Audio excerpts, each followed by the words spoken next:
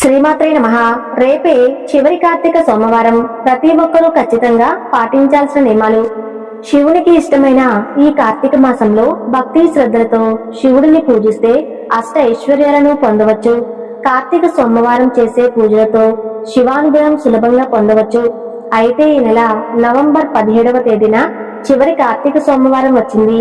అన్ని సోమవారాలలో చివరి కార్తీక సోమవారానికి చాలా ప్రాముఖ్యత ఉంటుంది. కాబట్టి ఎంతో ఇష్టమైన ఈ చివరి కార్తీక సోమవారం నాడు శివుడిని ఎలా పూజించాలి, పాటించాల్సిన నియమాలు ఏంటో ఈ వీడియోలో తెలుసుకుందాం. నవంబర్ 17వ తేదీన చివరి కార్తీక సోమవారం నాడు శివుడిని పూజించడం వల్ల మీ జీవితంలో ఉన్న కష్టాలన్నీ తొలగిపోయి కోరిన కోరికలన్నీ నెరవేరుతాయి అని నమ్మకం. కార్తీక మాసం నెల రోజులు పూజ చేయలేని వారు ఈ పవిత్రమైన చివరి కార్తీక సోమవారం రోజున ఖచ్చితంగా ఇంట్లో పూజ చేసుకోవాలి. నవంబర్ 17వ తేదీ చివరి కార్తీక సోమవారం రోజున స్త్రీలు ఉదయాన్నే నిద్రలేచి చన్నీటితో తలస్నానం చేయాలి. కార్తీక సోమవారం తలస్నానం చేసేటప్పుడు తలకు షాంపూలు పెట్టకూడదు. కార్తీక సోమవారం ఇంట్లో దీపారాధన చేసేవాళ్ళు పిండి ప్రమిదలతో దీపారాధన చేస్తే రెట్టింపు పుణ్య ఫలితం లభిస్తుంది. అలాగే ఆవు నెయ్యితో దీపం వెలిగిస్తే మీ ఇంటికి లక్ష్మీ కటాక్షం కలుగుతుంది.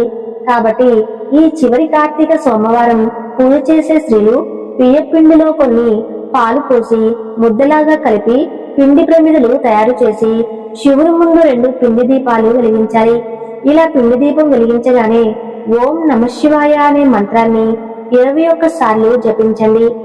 పూజలలో నైవేద్యంగా అరటిపండు నివేదించండి.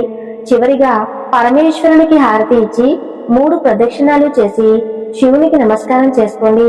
ఈ విధంగా చివరి కార్తీక సోమవారం ఇంట్లో పూజ చేసి రోజంతా ఉపవాసం ఉండాలి. కార్తీక సోమవారం ఉపవాసం ఉన్నవారికి కోటి జన్మల పుణ్య ఫలితం లభిస్తుంది. కటిక ఉపవాసం ఉండకుండా పండ్లను తీసుకోవచ్చు. ఉపవాసం ఉండేవారు శివుడిని ధ్యానిస్తూ ఉండాలి. మధ్యాహ్నం సమయంలో అస్సలు నిద్రపోకూడదు. సాయంత్రం మళ్ళీ తలస్నానం చేసి ఇంటి ముందు 2 దీపాలు వెలిగించి ఇంటి తలుపులు మూసి ఉంచకుండా మెయిన్ డోర్ కాసేపు తెరిచి ఉంచితే ఆ దీపం వెలుగుకు లక్ష్మీదేవి ఆకర్షించి మీ ఇంట్లోకి వెంటనే అడుగు పెడుతుందట. లక్ష్మీదేవి ఉన్న ఇల్లు అష్టైశ్వర్యాలతో నిండిపోతుంది. సాయంత్రం సూర్యుడు అస్తమించిన తర్వాత 6 గంటలకు శివాలయానికి వెళ్లి శివాలయంలో 365 ఒత్తుల దీపం